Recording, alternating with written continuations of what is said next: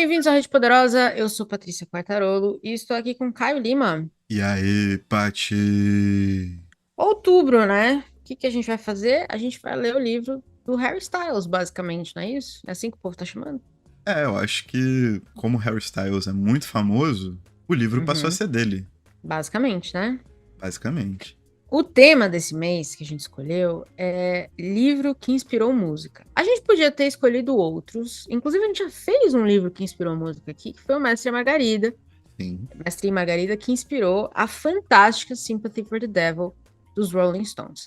Mas como nós somos jovens e antenados, a gente resolveu pegar o grande nome da música pop do momento, que é Harry Styles. Afinal, quem é Beyoncé? Não sabemos. Que é Harry Styles. E a gente falou, bom, a gente sabe que no último álbum dele, ou no anterior, ele tinha uma música que foi inspirada por um livro muito famoso, que é o Açúcar de Melancia, Watermelon Sugar. Então nós fomos ler o livro. Basicamente foi isso que a gente fez. É isso. E assim, foi maneiro, né? Porque esquisito ver um cantor pop pegar uma ref tão É, escondidinha, né? é mesmo. Mas vamos fazer a apresentação clássica do livro e a gente vai contar para vocês sobre o que é, se vocês não leram ainda. O Açúcar de Melancia é do autor Richard Brautigan, foi lançado pela José Olímpia com tradução do maravilhoso Joca Harness. É isso. E aí, Caio, eu vou te dar essa tarefa que eu acho que vai ser um pouco ingrata, mas sobre o que é açúcar de melancia? Quando o livro é difícil, a gente tenta simplificar, né? Pra não dar muita causada. Então é o seguinte: o livro se passa no vilarejo de Eumorte. Isso aí, Eumorte tudo junto. E nesse vilarejo, muitas coisas peculiares acontecem. Por exemplo, o sol, ele amanhece com uma cor diferente todo dia. E todas as coisas são Uhum. construídas a partir de uma matéria-prima um pouco diferente, que é o açúcar de melancia. Então as casas são feitas de açúcar de melancia, os vidros são feitos de açúcar de melancia, relógios são feitos de açúcar de melancia e talvez todo o resto das coisas. É um vilarejo onde tigres falam e comem pessoas para manter a cadeia alimentar ativa. É um lugar muito bucólico, é um lugar onde muitas viagens acontecem e ao mesmo tempo as pessoas estão, de certa forma, conformadas, né? Ou elas residem num estado bucólico. Então acho que é mais ou menos isso o livro, né? Não dá pra falar muita coisa, senão eu vou me embolar mais aqui. É difícil de resumir esse livro, né? É Apesar dele muito. ser curtinho, apesar dos capítulos serem curtos, você lê num dia, tranquilamente num dia, ainda assim eu tive também muita dificuldade de escrever, assim, brevemente sobre o que era esse livro, porque não é tão simples, não. Não, nem um pouco, cara. É, Bem é uma esquisito. viagem de ácido, na verdade, né? De novo. É. A gente teve isso nos nossos filmes aqui no último episódio de cinema, a gente teve uma viagem de ácido cinemática e agora nós temos uma viagem de ácido literária, Sim. basicamente. Não à toa, Watermelon Sugar, né? O açúcar de melancia virou o nome de uma derivação da heroína no final dos anos 90, né? Formação pra Uau, você. ok. Olá, hein? O DEA Olha tá só, passando aqui já já. olha só, os narc. É, Pois muito bem. Então a gente já comentou, né? Um livro curtinho, você lê num dia, capítulos curtos, rapidamente narrados. O narrador não tem nome, né? Ele não se apresenta com nome, ele diz que ele se chama como você quiser, e aí vai depender do seu momento, o que também é interessante. Coloca talvez a gente como leitor numa posição um pouco bizarra, eu achei. E durante um tempo, eu não sei se você teve essa impressão, eu questionei várias vezes se o narrador era adulto ou criança ou se ele tinha talvez algum problema de desenvolvimento, porque algumas cenas que ele mesmo narra são muito. Assim, você sabe que tem um monte de coisa acontecendo, mas elas são narradas de forma bem simplista, assim. Por é. exemplo, quando ele fala que ele vai para a cabana dele, ele fala assim: Ah, aqui estão as nove coisas que eu tenho. Aí ele lista as 9 coisas. Sabe, é muito Sim. específico. Eu fiquei pensando se podia ser talvez um narrador autista, sabe, em alguns momentos, mas eu não cheguei a nenhuma conclusão sobre isso. Foi algo que passou para você também? Passou sim. E é aí que ele me despertou muitas dúvidas em relação ao sentido do livro, né? Porque tudo bem que é uma espécie de regressão, mas o capítulo em que os tigres comem os pais, né? Os tigres entram na Exatamente, casa esse é outro. e É. deliberadamente comem os pais. E essa criança tá olhando isso acontecer Uhum. e tá perguntando pros tigres se eles podem ajudar com exercício de aritmética, sabe qual é? Exatamente. É o tipo de coisa que me fez pensar muito sobre quem era esse narrador, E mesmo ou o que ele que era. isso seja uma regressão, né? Seja uma volta ao passado, esse passado não é tão distante do que tá acontecendo no presente, do que tá sendo narrado no presente. Uhum, Então é como se fosse um adolescente ali, sabe? Mas uhum, um adolescente desses meio rebeldes que saíram de casa muito cedo e se organizaram nesses grupos yuppies, né, e tal, e começaram a ter uma vida muito desregrada em que as responsabilidades de adulto não os atingiam, mas ao mesmo tempo eles se sentiam livres e tudo mais. Existe todo uma parada que foi me gerando dúvida, um certo desconforto também por essa apatia, né? É esquisito. Tem hora, a apatia é repetição. Às vezes a sim, gente. Ele se torna um pouco repetitivo, como se ele tivesse fixado em alguma ideia. E realmente chega a ser estranho de ler alguns capítulos. Dá essa estranheza, que eu acho que era o autor. Assim, conseguiu, né? sim, Realmente o autor consegue passar isso pra gente. total. Muito, muito. E é uma vida meio assim, né? Essas pessoas, elas são completamente. Não só o narrador, que não tem nome, eu acho inclusive o capítulo talvez mais bonito seja o que ele fala sobre o nome dele, né? Que é o logo primeiro ali. Uhum. Que é o começo, é. É. E ele parece completamente destituído de uma vontade de vida, assim, né? De uma vida em potência, assim. De ter um grande objetivo, de ter sabe, qualquer ambição mínima que seja. A única coisa que entrega isso a ele é a Pauline, né? Que é o par romântico Uhum. ali. Mas ainda assim é uma coisa muito simplória, muito fugaz. É realmente uma parada bem paradona, né? Tipo, bem É, bem descritivo. bem descritivo, bem estável também. Depois de ler o livro, eu reli alguns trechos e aí eu fui pesquisar algumas coisas sobre. E primeiro, assim, só dizendo que qualquer autor sonharia em ter um prólogo escrito pelo Theron, porque o que ele escreve sobre o Brautinger é belíssimo, assim. Eu achei Sim. muito bonita a forma como ele apresenta a vida e a obra do Brautinger pra gente. E até fiquei curiosa de conhecer mais do autor por causa disso. Mas a gente sabe que ele fez parte do movimento da contracultura, né? O movimento Isso. dos. Né? E aí eu fiquei pensando também se o Morte não era uma comuna. Mas como eu sou eu e eu vejo muita coisa de culto, eu também fiquei pensando se não era um culto, sabe? Todo mundo come junto, todo mundo faz tudo junto, não tem possessão, ninguém possui nada, que é só seu, assim, especificamente. Os relacionamentos são fluidos, né? Um dia você tá com essa pessoa, no outro dia você tá com outra pessoa. E aí eu fiquei meio na dúvida se era uma comuna ou um culto, ou talvez a gente esteja dizendo aqui que elas têm elementos muito similares entre eles. Enfim. Então, Vocês têm alguma conclusão? no pós-fácil do Terron, onde que ele faz um apanhado da vida do Brautingen e aproxima a gente do autor, porque mesmo na categoria de ser talvez o último dos autores beats, né, como ele é conhecido, a gente só tem outro livro dele aqui, se eu não me engano, que é o Pescar Truta na América, que também saiu pela José Olímpio. Então ele é um autor que não tem uma força muito grande para cá. E dentro dessa perspectiva, ele chegou a viver numa comunidade meio hippie, assim, né? E esse livro foi escrito em 64, poucos anos antes de acontecerem os estouros de casos como o do Charles Manson, né? Exatamente. Então talvez aí exista uma aproximação não de algo premonitório, mas de algo, ou de muitas características que ele já via nesses grupos de alguma forma, sendo parte deles, né? Porque essa cultura ela foi se espalhando pelos Estados Unidos, principalmente em São Francisco, que foi onde ele viveu uma boa parte da vida e onde o movimento beatnik nasceu. Então, eu acho que tem muita similaridade com essas comunidades. Porém, assim, os casos extremados que aconteceram depois, eu acho que talvez nem ele mesmo esperasse, sabe? Por mais que ele tivesse uma visão meio pessimista da parada. É, com certeza. Tem muito essa Com coisa de certeza. uma comunidade, algumas comunidades serem bem fechadonas em si, né? Sem Uhum. permissão da entrada de outras pessoas. Essa coisa bucólica, sem muita intenção do que fazer depois de se reunirem, né? Assim, desenvolver essa comuna e tudo mais. E esse passar da vida e tal. Mas pegar uma situação tão tão sinistra igual foi a do Manson, assim, com toda a teoria conspiratória que ele criou também, é muito doideira, né? Você pensar Muito nessa doideira. parada. A realidade sempre Pois é. supera a ficção, é incrível. É, verdade. A gente tá junto com o narrador em Eu Morte, mas existe também um outro espaço que é chamado de Obras Esquecidas, né? Que é basicamente onde. Parece que quando ele descreve um pouco, eu pensei num grande lixão, onde tudo que eles não usam em Eu Morte acaba lá.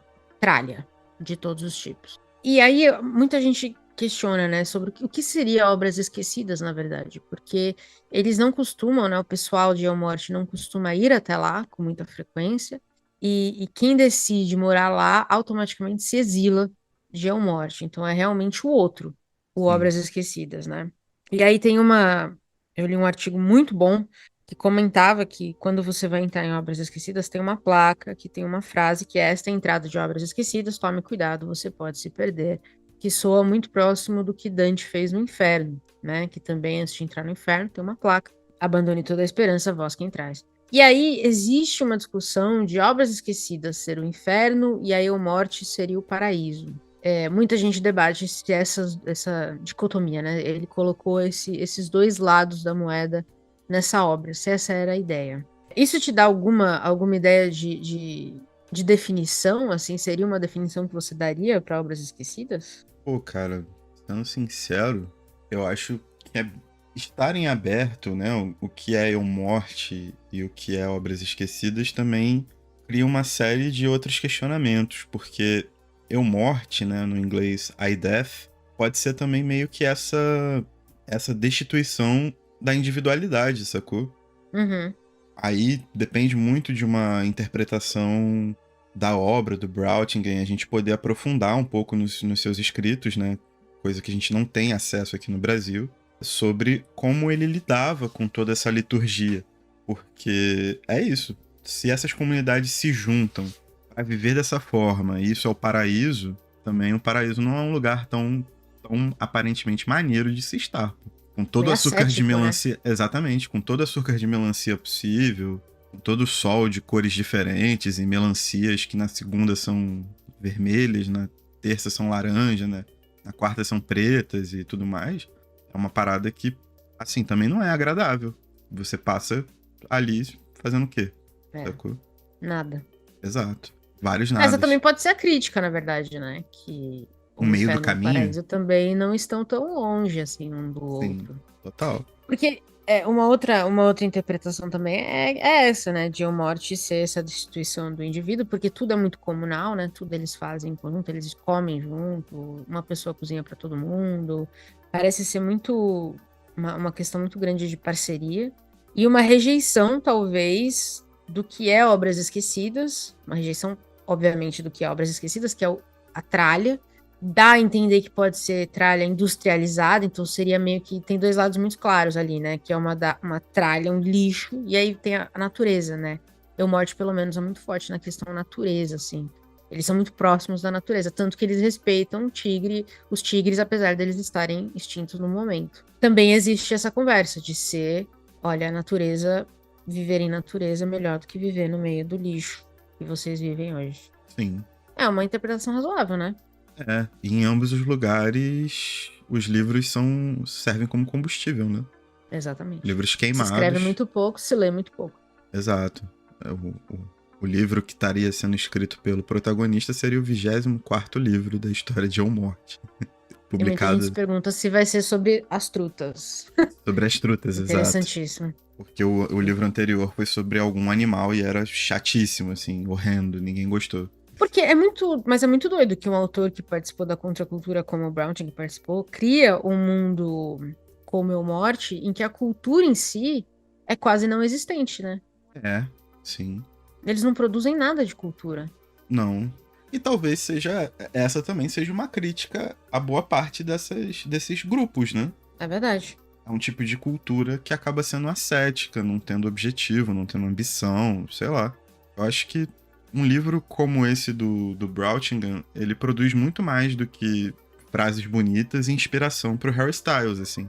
Ele tem a sua camada de profundidade que acaba sendo acentuada por esse aberto que é a vida do cara, né? O que a gente sabe é que ele não teve uma formação familiar convencional, saiu muito cedo de casa, foi parar nessas comunidades todas e morreu de forma muito trágica, né?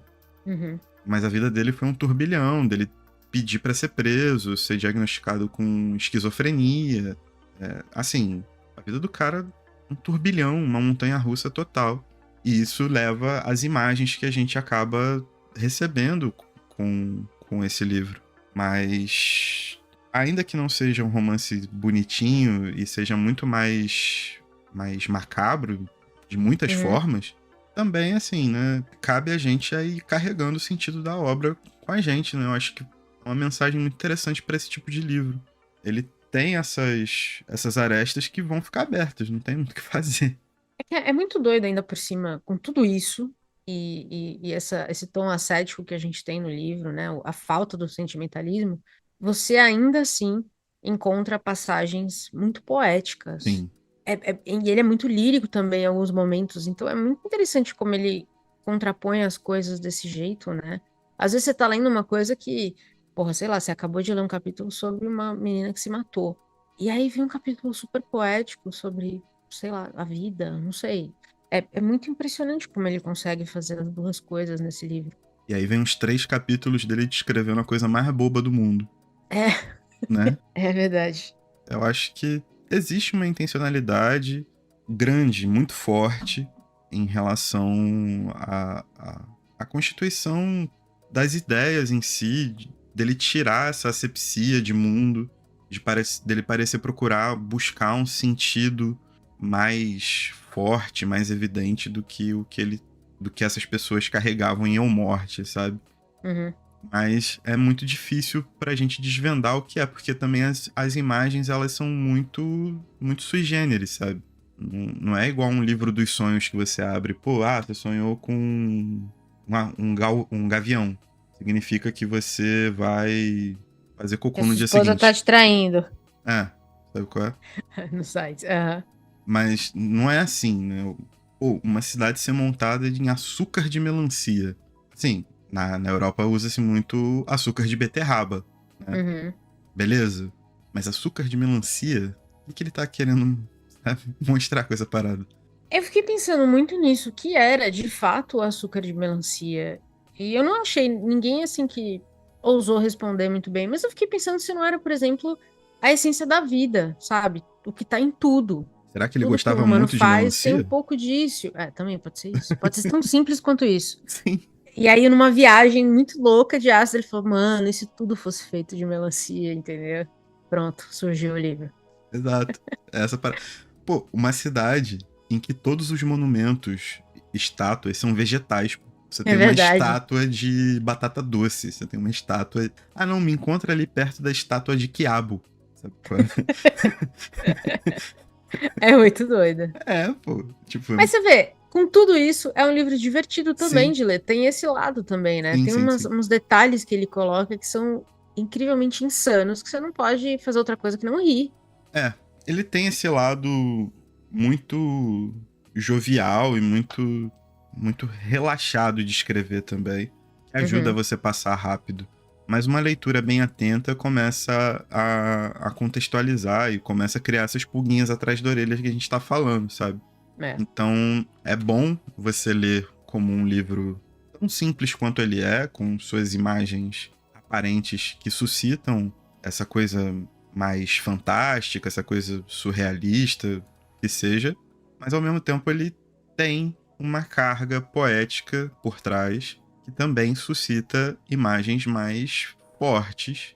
E eu acho que o pós-fácil do Joca acaba trazendo um pouco isso à tona.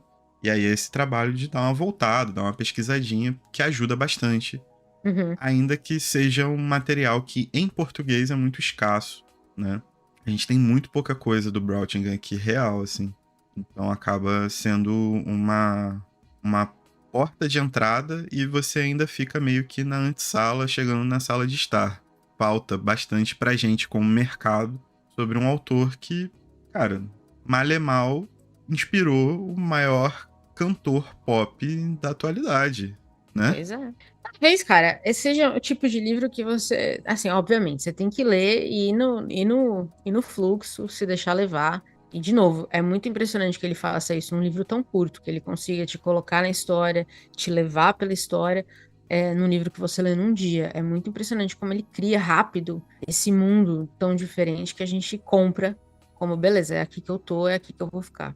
No geral, achei uma ótima experiência de leitura. Gostei, achei divertido o livro, com todos os temas, assim, do mais tenso ao mais engraçado.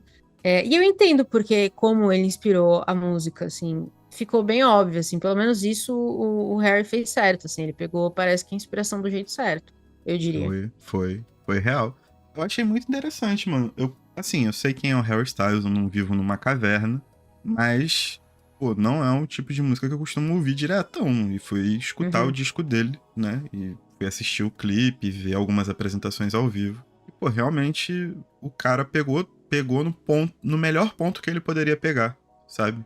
O melhor aspecto do livro, e parece que ele reuniu isso a uma experiência pessoal, né? Dizem aí as línguas que uma ex-namorada dele que gostava do livro e ele compôs pra fazer aquele agrado Entendi, de poeta, né? Agrado de músico, entendi. né? Vou fazer uma música pra você, amor, Uhum, né? entendi. E aí virou esse sucesso estrondoso, mas ele separou. E aí ele só vive com a base material do dinheiro, que é muito dinheiro que Coitado, ele ganhou, né? que dó, É isso. que pena. Mas é isso. Acho que esse vai ser um episódio curtinho, porque o livro é curtinho, a gente também não acha. Eu não acho que a gente precisa aqui destrinchar cada pedaço dele, porque eu não acho que é isso que o Broughton quer. Eu acho que ele quer que essas conversas aconteçam, mas ele deixa tudo em aberto justamente porque não é pra você não saber de nada. Se jogue no livro. Uma coisa muito importante em relação a esses movimentos, movimento beatnik e tal, é que a literatura também faz parte de uma experiência sensorial, né, cara? Então, essas imagens, essas construções todas, assim, se você é um acadêmico que pesquisa essa parada e tem o cacife pra chegar aqui e dar uma aula, show. Mas a real é que a gente é leitor, então a gente tem que se ater também às experiências de leitura da gente, que é muito mais Exatamente. honesto e muito mais legal de se fazer dentro do nosso hall de conhecimento. Então, um livro como Açúcar de Melancia, a gente acabou falando dos livros do ano que vem. Tem o A Corneta, que é um livro surrealista. Teve do ano passado, o livro de Doidão, do Campos de Carvalho, Vaca de Nariz Sutil. Também Hum, você tem que aprender a conviver com as impressões que você recebe de leitura, sabe? Faz parte da recepção do livro. É uma experiência, tipo, é uma experiência fora do que é descritivo, né? São formas diferentes de trabalhar a literatura. Então fica aí o alerta pra galera que, pô, pegou açúcar de melancia, leu rapidinho, achou muita coisa estranha, que é pra ser mesmo. Fica tranquilo, é pra ser estranho, exatamente. É entendeu? gostoso você destrinchar teorias possíveis, é o paraíso e o inferno, é uma crítica. Isso é interessante da gente fazer esse exercício, eu acho, e também contextualizar a obra, faz todo sentido. Claro. Mas no final, eu acho que se o autor não deu resposta, é porque não era para ter resposta mesmo. Então, assim, teorize o quanto você quiser como leitor, interprete como você quiser como leitor, mas eu acho que sim, sente no desconforto de não saber também. Isso é importante. E se você ainda não sacou o que a gente tá falando, pesquisa entrevistas do Harry Styles sendo perguntado sobre o que é watermelon sugar, né? Açúcar de melancia. E veja o desconforto dele com os jornalistas. É exatamente isso que o Brautigan, né, ficaria. Ele ficaria Queria. exatamente assim. Muito Muito desconfortável. bom. Pois muito bem. Acho que falamos tudo que tinha para falar desse livro, assim, o geral para mim é assim, eu não gosto dos Beats, eu não sou uma garotinha Dois. dos Beats, mas eu gostei do Brautigan, eu leria mais coisas dele, com certeza, se viessem para cá. Fiquei curiosa, Sim, de talvez por verdade. ser um autor mais tardio, né? Eu acho Pode que ser acaba também. sendo algo um pouco mais. E pegue referências mais interessantes a nós. O É, movimento beat pode já ser. foi. Já tá mais permeável, assim. Então ele me agrada muito mais do que outros autores beat, com certeza. É, a mim também. Então, se tudo isso que a gente falou aqui te interessa, toda essa viagem de ácido literário te interessa, Açúcar de Melancia é definitivamente um livro para você. E com isso, Caio, temos episódio? Temos o episódio. E tchau. Tchau.